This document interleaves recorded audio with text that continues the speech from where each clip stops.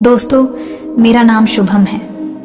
मैं बिहार के छोटे से गांव का रहने वाला हूं, लेकिन पिछले 15 साल से मुंबई में रहकर जॉब करता हूं। मेरी उम्र इस समय 34 साल है। शादीशुदा हूं और मेरे बच्चे भी हैं। शादी से पहले मैंने सिर्फ अपने दोस्त की चचेरी बहन के साथ प्यार किया था। उसे भी मेरे दोस्त ने मजे के लिए मनाया था। वैसे मैं शर्मीला बहुत हूं, इसलिए लड़कियों से बात करने में मुझे शर्म भी बहुत आती थी, क्योंकि मेरा मन बहुत करता था और मैं कुछ बोल नहीं सकता था। हालांकि बता दूं, मेरी दिलचस्पी शुरू से ही लड़कियों से ज्यादा भाभी में रही। ये उस समय की बात है जब मैं मुंबई में किराए के मकान में रहता, पूरे परिवार के साथ। मगर बीच में मेरे हालात कुछ ज्यादा बिगड़ गए। मेरे माँ की तबीयत बहुत खराब हो गया। लेकिन जिस फ्लैट में मैं रहता था, वहां नीचे के फ्लोर पे एक भाई साहब परिवार के साथ रहते थे। वैसे बता दूं कि मेरे रिश्तेदारी से लेकर घर तक जितनी भी मेरी भाभियां हैं, सबसे मेरी अच्छी बैठती है। हालांकि अपने बारे में मैं इतना जरूर बोलना चाहूंगा कि मैं शर्मिला के साथ साथ बेहद भरोसा वाला और ईमानदार व्यक्ति हूं। इसलिए कभी किसी भाभी के साथ जबरन नहीं किया, वरना सब निपट चुकी होती। मैंने बहुत ही मजेदार पल बिताए थे।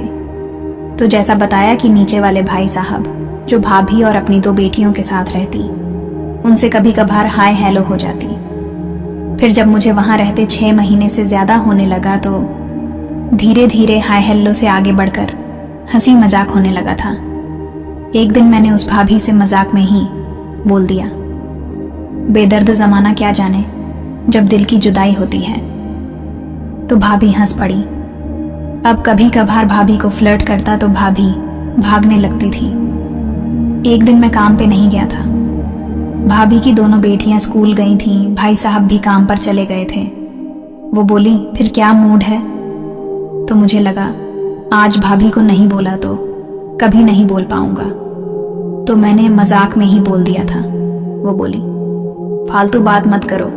मैंने कहा, आज तो लेके रहूंगा। इसी में तब तक मैंने अपनी बातों से पिघलाना चालू कर दिया। वह भी मेरे बातों में आ गई। लगभग मेरे हर मजाक में हंस रही थी। मजे तो लेना वह भी चाहती थी, मगर दिखावे का विरोध करती रही।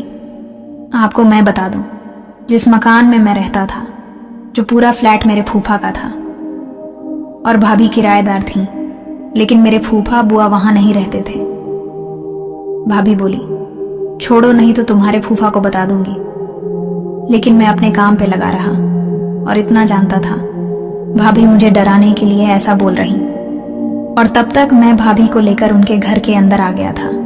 यहां बता दूं कि इसके पहले भाभी से पूछ लिया था, भाई साहब आपको कैसे सेवा देते हैं और क्या क्या करते हैं? तो भाई साहब उतना ध्यान नहीं देते थे, और करते भी तो नॉर्मल। उन्हें अब ज्यादा ये सारी चीजों में ध्यान नहीं रहता था। तो मैंने भाभी को कहानियां पढ़वाई थी और बता चुका था कि कहानियां पढ़ने से ज्यादा मजा आता है। भाभी असली मजा तभी है जब दोनों खुलकर मजे ले। हालांकि अंदर में आने के बाद भाभी का विरोध न के बराबर हुआ था। वह ये कंफर्म करना चाहती थी कि मैं विश्वास लायक हूं या नहीं। उन्हें डर था कि कहीं मैं किसी से बोल न दूं। मैंने भाभी को बताया, भाभी मैं वैसा इंसान नहीं हूं, और धीरे धीरे भाभी के करीब चलता गया। वह भी यह सब देखकर बहुत ज्यादा खुश थी। मैंने देखा कि भाभी की खुशी का ठिकाना नहीं रहा था। भाभी बोली, जो करना है जल्दी करो, ये सब मैं नहीं करूंगी।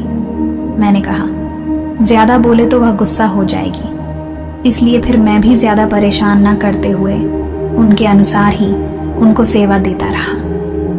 फिर इन सब के बीच में वह पूछने लगी कि अपनी पत्नी के बगैर कैसे रहते हो यहाँ? मैंने कहा, मन तो मेरा भी नहीं लगता, पर क्या करें, मेरी माताजी का तबीयत कुछ दिनों से सही नहीं चल रही है, उनकी सेवा भी तो जरूरी है।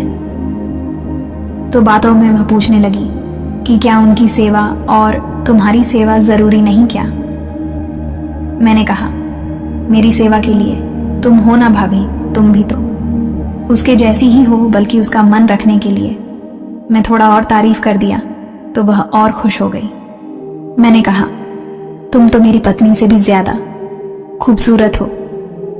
वह तो रोज की दाल बराबर हो गई थी, इसलिए आप मुझे मसाला जैसा लगती हो। वह और ज्यादा खुश हो गई और मुझसे ज्यादा मेहनत करवाने लगी। हम दोनों बातें कर रहे थे और हमारा कार्यक्रम चल रहा था। ऐसा नहीं है कि हम बातें करने के लिए कार्यक्रम रोक दें। कार्यक्रम चलता रहा और बातचीत भी जारी रही थी। इस बीच में वह कहने लगी कि सच में तुम ना होते शुभम तो मैं जीवन के इस अद्भुत सुख से वंचित रह जाती थी। एक तुम ही हो जिससे मैं अपने दिल की हर एक बात कर पाती हूँ, वरना तो है इन्हें तो काम से फुर्सत ही नहीं। कभी यह नहीं कहते कि प्यार के 2 लफ्ज कर लिया जाए। उन्हें तो सिर्फ अपने काम से मतलब रहता है। सुबह गए, शाम को आए, रात को खाकर यूं ही सो जाते हैं जैसे कि कुछ है ही नहीं। कभी मन किया तो अपने मन से कर लिए, लेकिन कभी मेरे मन से पूछ कर भी नहीं देखे। मेरा मन तो अभी भी दहाड़ने को करता है, लेकिन क्या करूं? इनको सामने देखकर तो मेरा सब कुछ शांत हो जाता है। एक तुम हो जिसे देखकर अब मेरे अरमान जगे हैं और सब कुछ पूरा हो रहा है। भाभी के मुंह से सुनकर तो मैं और ज्यादा खुश हो गया और ज्यादा मेहनत करने लगा, और करते करते हमारे काम खत्म हो गया और मेहनत रंग लाया।